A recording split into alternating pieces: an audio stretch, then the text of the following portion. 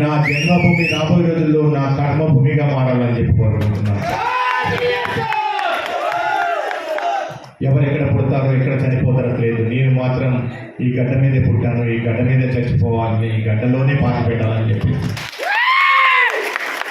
మీ ప్రేమ అభిమానంతో కలిసి ముద్దాలని కోరుకుంటున్నప్పుడు ఎంతకంటే వేరే ఏం లేదు. ఈ మధ్య కొన్ని వార్తలు చూడటం జరిగింది. డిహెచ్కి ముషీరాబాద్ ఖరారని చెప్పేసి. డిహెచ్కి ముషీరాబాద్ కాదు కదా, ఇంకే బాధ హైదరాబాద్ ఇచ్చినా ఏ బాధ ఇచ్చినా కానీ నాకు వద్దు. నాకు కావాల్సింది నా కొత్తగూడెంలో ప్రజలు, ఆ ప్రజలకి సేవ చేయటం.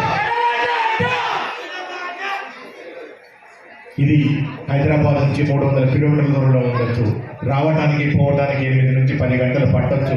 బట్ ఇంత ప్రయాణంలో కూడా నాకు వచ్చేటప్పుడు నా కళ్ళ ముందు కనిపించేదంతా మీరే.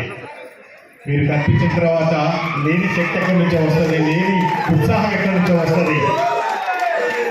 అన్ని గంటలు ప్రయాణం చేసి వచ్చిన తర్వాత కూడా మార్నింగ్ నిజంగా ఈ కొత్తగూడెం వాతావరణంలో ఉన్న శక్తి ఏదైతే ఉందో నన్ను మీ ముందుకు తీసుకొని వస్తుంది, మీకు సేవ చేసే అవకాశం కల్పిస్తూ ఉన్నది. అనుక్షణం మీరు నన్ను ముందుకు నడిపిస్తున్నారు.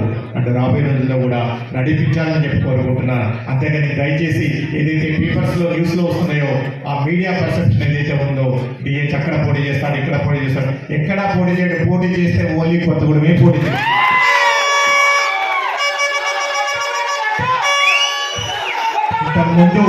ఇంతకుముందు ఎన్నోసార్లు చెప్పాను.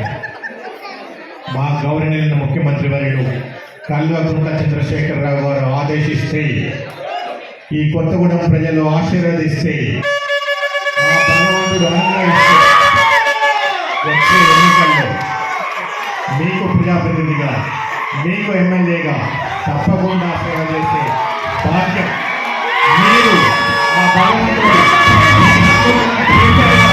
తప్పకుండా అందిస్తారని చెప్పి నేను అనుకుంటున్నాను. ఎప్పుడు వచ్చాడు కాదు, బుల్లెట్ దిగిందా లేదా,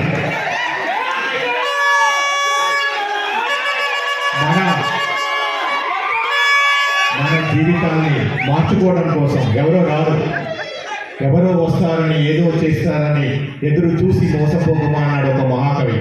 ఎవరు వచ్చి మన జీవితాన్ని మార్చరు, ఎవరు వచ్చి మన జీవితాన్ని బాగు చేయరు. మన జీవితాన్ని మనమే బాగు చేసుకోవాలి, మన జీవితాన్ని మనమే మార్చుకోవాలి, మన పిల్లల భవిష్యత్తుని మనమే తీర్చిదిద్దుకోవాలి. వాళ్ళని ఉన్నత స్థానాల్లో చూడాలి అంటే